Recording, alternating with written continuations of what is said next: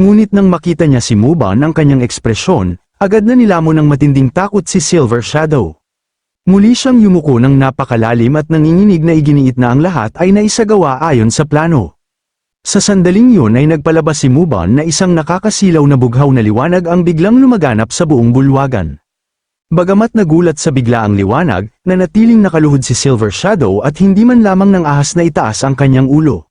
Dahan-daang lumapit si Muban at tinanong ang kanyang ulat, kung tunay ngang naging maayos ang unang estratehiya, bakit nagtungo si Shifting Shadow sa Merm Alliance sa halip na bumalik? Sa kanyang matalim na tingin, muli siyang nagtanong kung bakit halos mamatay sa matinding sugat si Water Shadow nang makabalik ito. Natigilan si Silver Shadow at hindi makapagsalita. Bago pa siya makapagpaliwanag, pinutol na siya ni Muban.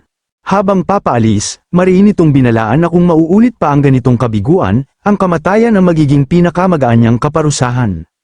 Inutusan din siyang tandaan ang mga salitang yun habang buhay. Sa sobrang takot, wala nang nagawa si Silver Shadow kundi yumuko at sumunod. Pagkatapos ay lumapit si Muben sa halos wala nang buhay na katawan ni Water Shadow na nakahandusay sa sahig. Umupo siya sa tabi nito, ipinatong ang isang kamay sa ulo nito, at mahinang nagsalita, ang lahat ng mga batis ay sa iisang pinagmulan din babalik. Kasabay nito, nagsimulang magtipon ang napakaliwanag na enerhiya sa kanyang palad. Habang hinihigop niya ang enerhiya mula sa katawan ni Water Shadow, ipinaliwanag niyang sa huli ay walang pagkakaiba ng isa at ng iba. Maaaring mabulok ang laman, ngunit ang kanyang Chi Ocean ay dadaloy sa kanyang mga ugat. Ang prinsipyong iyon ang tinatawag na pagbabalik ng lahat ng agos sa pinagmulan. Nang tuluyan niyang masipsip ang lahat ng enerhiya ni Water Shadow, ang kanyang katawan ay naging balat at buto na lang. Samantala bigla na lang nagbago ang anyo ni Muban. Ang dati niyang matandang katawan ay naging malakas at kabataang muli.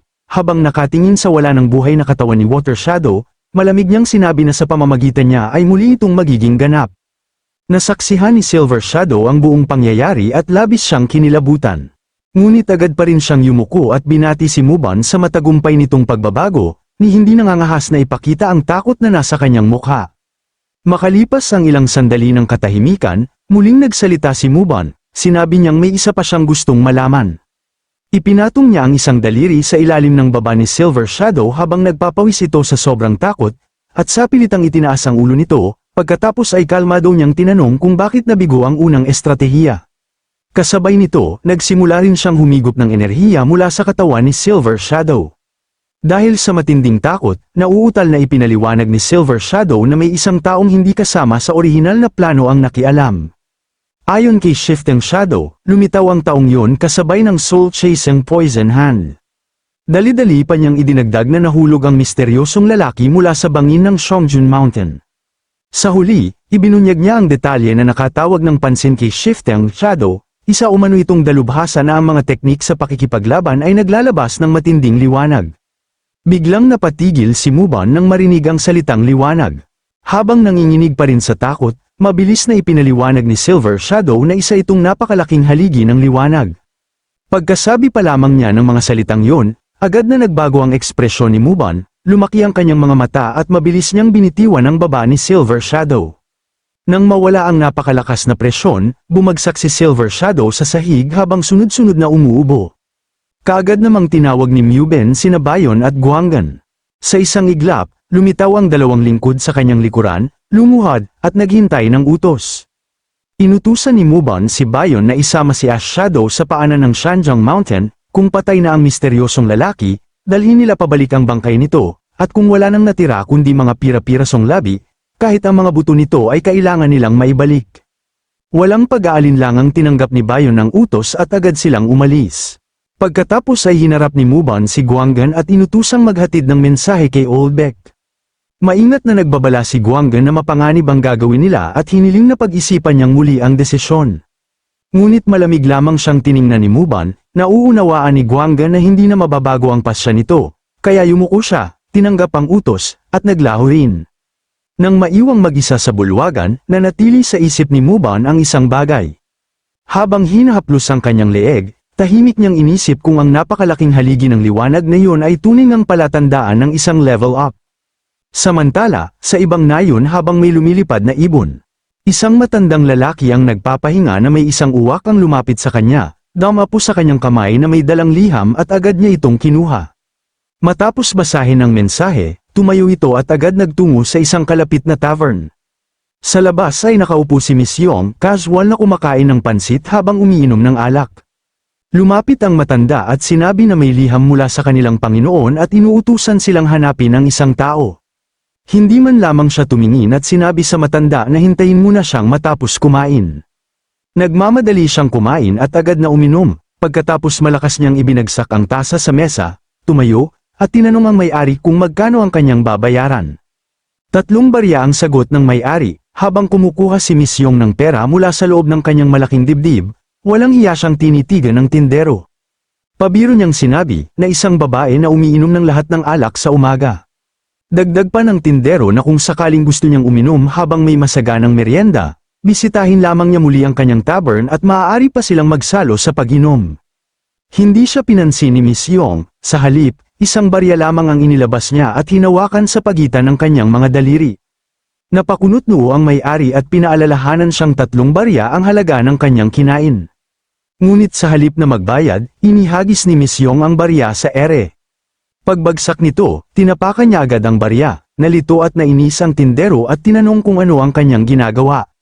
May mapaglarong ngiti, tinanong lamang siya ni Miss Yong kung ulo o buntot ang pipiliin niya. Galit na tumanggi ang tindero at iginiit na bayaran na lamang niya ang buong halaga. Tahimik lamang siyang tinitigan ni Miss Yong sa mga mata, naguguluhan naman nagtanong ang tindero kung bakit niya ito ginagawa. Habang tumatagal ang titig ni Miss Yong, lalo namang bumibigat ang pressure na kanyang nararamdaman. Hindi na ito nakayanan ng tindero at sa sobrang takot ay mahina niyang sinabing, ulo. Napangiti si Miss Yong at inalis ang kanyang paa sa barya. Nang makita ng tindero na ulo nga ang lumabas, napabuntong hininga siya sa ginhawa. Ngunit walang emosyon lamang na sinabi ni Miss Yong na napaka-boring naman ito bago siya tumalikod at naglakad palabas. Kahit ang matandang lalaki ay hindi pa rin nakakaalis sa pagkabigla. Samantala, binati pa sila ng tindero at sinabing mag-ingat sila sa paglalakbay. Pagkaalis nila, napabuntong hininga siya at napagtantong isa pala siyang martial artist at muntik na niyang ikamite ang 3 barya. Ngunit sa sumunod na sandali, biglang lumitaw si Miss Yong sa kanyang likuran, walang anumang pag-aalinlangan, itinulak niya ang isang daliri pasulong, isang puro at matinding bugso ng enerhiya ang tumagos diretso sa ulo ng tindero. Makikita ang butas sa ulo ng tindero habang tumatalsik ang dugo. Pagkatapos bumagsak ang bangkay nito sa ibabaw ng mesa. Napangiti si Miss Yong habang tila naaaliw, nagmamadaling lumapit ang matanda at pinaalalahanan siyang ulo ang lumabas sa barya habang nakatingi sa kanyang duguan na daliri. Yumuko si Miss Yong, binaligtad ang barya gamit ang isang daliri, saka dinilaan ang dugong nasa dulo ng kanyang hintuturo, pagkatapos ay kalmado niyang sinabi, ngayon, buntot na ang lumabas sa barya. Napabuntong hininga na lamang ang matanda, hindi man lamang pinansin ni Miss Yong ang paligid habang paulit-ulit niyang dinudurog ang ulo ng tindero hanggang tumalsik ang dugo sa buong tavern, nagbabala ang matanda na mahihirapan silang linisin ang ganoong kaguluhan sa kalagitnaan ng araw. Walang pakialam si Miss Yong, tuluyan niyang pinugutan ng ulo ang bangkay at itinaas ito habang nakangiti, kung kinakailangan, papatayin na lamang daw nila ang lahat ng makakakita. Tahimik na hinugot ng matanda ang kanyang espada at sinabing siya na ang bahala sa natitirang kalat. Habang naglalakad palayo ang matanda, biglang naalala ni Miss Yong ang nauna nilang usapan at casual na nagtanong habang nakangiti kung sino ba ang taong ipinapahanap sa kanila. Samantala, lumipat ang tagpo sa Miriam Alliance, sa loob ng bulwagan ng pagpupulong ng alyansa, nagtipon ang mga pinuno ng mga pangunahing sekta at angkan. Bilang pinuno ng alyansa, formal na sinimula ng Heavenly Taoist of Heaven Sage ang dakilang konseho ng Miriam. Agad namang nagtanong si Pang Mahayek, ang patriarka ng Hubi Pang Clan, kung totoo ba ang mga usap-usapang nilipol ng Heavenly Demon Castle ang Namgang Clan. Mahigpit siyang sinagot ni Tang Huayong, ang matriarka ng Sichuan Tang family, ipinaalala niya sa lahat na nasawi na si Tang Wu, kaya hindi na maaaring ituring na chismis lamang ang balitang yon. Labis na nabigla si Pang Mahayek at galit na kinwestiyon ang kanyang sinabi. Agad namang pinakalma ng pinuno ng alyansa ang lahat at kinumpirma na napatunayan na ng kanilang investigasyon ang pag-atake, tunay ngang sinalakay ng Heavenly Demon Castle ang Namgang Clan. Nagngit-ngit sa galit ang pinuno ng Wudang Sect, habang tahimik namang nagdasal ang abbot ng Shaolin. Ipinaliwanag ng pinuno ng alyansa na bagamat daan-daang taon nang hindi nagpapakita ang Heavenly Demon Castle, muli itong nagbalik-taglay ang nakapangingilabot na kapangyarihan. Sinabi ng pinuno ng Wudang na sapat na ang lakas na iyon upang lipulin ang buong Namgang clan. Ngunit itinuwid siya ng pinuno ng alyansa, hindi raw ito ganap na pagkalipol, sapagkat may isang nakaligtas na nakarating sa Merem Alliance. Sa sandaling iyon, pumasok sa bulwagan si Namgang Hai.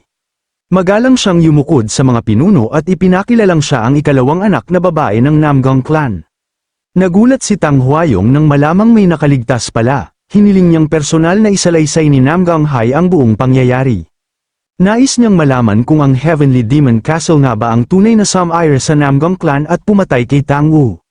Magalang na kinumpirma ni Namgang Hai na tunay ngang bumagsak ang kanilang angkan sa kamay ng Heavenly Demon Castle, ipinaliwanag niyang kung hindi dahil sa pagsasakripisyo at pagprotekta ni Tang Wu, hindi rin sana siya nakaligtas habang sandaling napatahimik ang pagpupulong.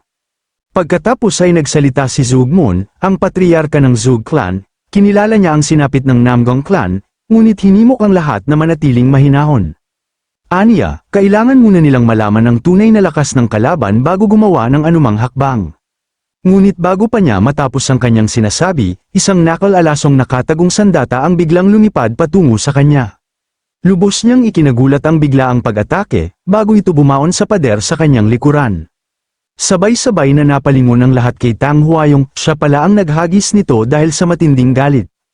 Malakas na hinampas ni Pang Mahayat ang mesa at galit na tinanong kung bakit siya kumikilos ng ganoon kapabaya, inakusahan pa niya itong hindi nauunawaan ang tunay na sitwasyon. Mariing sumagot si Tang Huayong, ayon sa kanya, ang ibang naroon nang siyang tumatangging harapin ang katotohanan. Galit niyang ipinahayag sa lahat na nilusob ng Heavenly Demon Castle ang Namgang clan at nilipol ito. Pagkatapos, sinabi na lamang niya sa kanila na mag-ingat, sa kabila ng nangyari, para sa kanya ay nakakatawa lamang ang lahat. Ginigiit niya na ito ay hayagang nagdeklara ng digmaan, para sa kanya, wala nang dapat pag-usapan maliban sa paghihiganti. Depensa naman ni Zhuge Mun na yun mismo ang nais mangyari ng kalaban habang malakas niyang ibinagsak ang kanyang dalawang kamay sa mesa, nagbabala siyang maraming buhay ang masasayang kung padalos-dalos silang makikipagdigma. Pagkatapos ay hinarap ni Tang Huayong ang pinuno ng alyansa at diretsahang tinanong kung balak ba talaga ng Merem Alliance na manatiling walang ginagawa. Nabalot ng katahimikan ang buong bulwagan, makalipas ang mahabang sandali, nagsalita ang pinuno ng alyansa. Napangiti niyang sinabi at inamin niyang isa na itong tunay na digmaan. Pinaliwanag niya na napakarami ng dugong damanak mula sa panig ng matuwid na landas. At ayon sa batas ng Merem, ang dugo ay dapat tumbasan lamang ng dugo habang napakuyom siya ng kamao. Agad na sinuportahan ni Tang Huayong ang desisyong yun. Idineklara niyang sa Merem, ang espada ay sinasagot ng espada, at ang dugo ay binabayaran ng dugo, iyan ang pangmatagalan na hindi nagbabagong tuntunin ng Merem. Sinabi ng pinuno sa lahat na makinig ng mabuti, ipinaalam niya na ang lahat ng haligi ng Merem ay dapat magtipon sa lugar na iyon. Pagkatapos ay formal na inanunsyo ng pinuno ng alyansa na mula sa sandaling iyon, opisyal nang nakikipagdigma ang Merem Alliance laban sa Heavenly Demon Castle. Sa labas ng bulwagan, tahimik na pinakinggan ni Namgang Hai ang buong pagpupulong. Isang bahagyang ngiting mahirap basahin ang sumilay sa kanyang mukha. Nang gabing yun, sa tabi ng isang tahimik na lawa malapit sa Merem Alliance, naglalakad ang pinuno ng alyansa kasama si Zhuge Mun, ipinaliwanag niyang nabulag lamang ng matinding pagdadalamhati si Tang Huayong sa pagkamatay ni Tang Wu. Idinagdag pa niyang isa sa mga batang nakatakas kasama nito ay nakabalik sa Tang family sa napakasamang kalagayan. Dahil dito, umaasa siyang palalampasin ni Zhuge Mun ang naunang ikinilos ni Tang Huayong. Ngumiti si Zhuge Mun at sinabing wala siyang sama ng loob. Sa katunayan, ang galit ng Tang family ang magtutulak sa kanila upang lumaban ng mas mabangis kaysa sinuman sa nalalapit na digmaan. Tumawa ang pinuno ng alyansa at sumang-ayon, ipinaliwanag niyang nakapagpadala na sila ng mga mensahe sa iba pang mga sekta at hindi magtatagal ay magsasama-sama ang lahat ng puwersa ng matuwid na landas. Matapos ang daan-daang taon ng kapayapaan, muling lalamunin ng digmaan sa oras na yun habang magkakalat ng dugo sa buong lupaing ito. Habang binubunot ang kanyang espada, sinabi niyang likas silang mga mandirigma. Napakatagal na raw silang nagkubli sa likod ng imahe ng matuwid na landas. Habang nakatingala sa kalangitan, napansin ni Zhuge Mun ang isang matingkad na pulang bituin habang binanggit niya na hindi siya nagkakamali. Nagbabala siyang yun ang isinumpang Killing Star, isang bituing matagal nang inuugnay sa malawakang pagdanak ng dugo. Hindi nagkataon na lumitaw ito kasabay ng muling pagbabalik ng Heavenly Demon Castle, hinimok niya ang pinuno ng alyansa na manatiling mapagmatsyag. Habang nakatingin sa bituin, kinilala naman ng pinuno ng alyansa ang alamat. Ayon sa kwento, ang sukdulang Yin-cursed Killing Star ay hudyat ng paglitaw ng mga nilalang na nagtataglay ng napakalupit at higit sa karaniwang kapangyarihan. Gayunpaman, hindi niya ito gaanong pinahalagahan. Para sa kanya, ang Miriam ay noon pa man ay itinayo sa ibabaw ng dugo at mga bangkay, kung gayon, ang paglitaw ng isang bituin ay wala halos saysay. Bagamat lubos na kumbinsido, tiniyak ng pinuno ng alyansa ay aalalahanan niya ang babala ni Zugmon, pagkatapos ay nagpaalam ang pinuno ng alyansa at umalis, naiwang mag-isa sa ilalim ng mapulang kalangitan, tahimik na pinagmasdan ni Zugmon ang mapanganib na bituin, sa kanyang isipan, napagtanto niyang ang isang Miriam na itinayo sa dugo at mga bangkay, sa katunayan, ang tunay na anyo ng Miriam.